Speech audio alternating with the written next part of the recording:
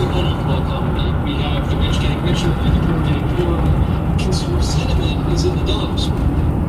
Commerce Department report, Wall Street closed higher. The S&P 500 rose half a percentage point, up 31 points to close at 6,909 and topping a record set earlier this week.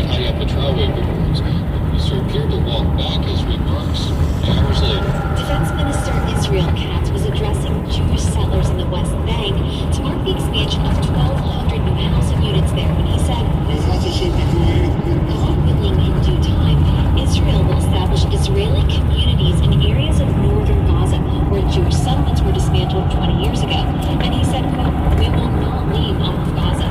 But only hours later, the Israeli defense minister issued a statement saying that Kennedy Center is to be next. Division said sales rose 4.2%. Both say the increase is less than the same period last year. And Visa says when adjusted for inflation, retail sales rose more. Funding for Think comes from Interabang Books.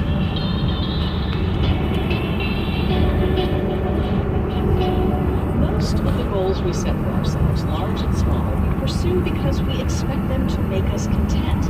Surely we'll be happy once we get a great job or find a life partner or lose 10 pounds or perfect our pickle-walking. But often when we get one reward, our brains suddenly fixate on something else to wish for. It's not so different from the way life. All this week, we're listening back to our best shows from 2025, and of course, other books had to make the list, as wit and wisdom. The truth is that each of our lives is kind of like a startup.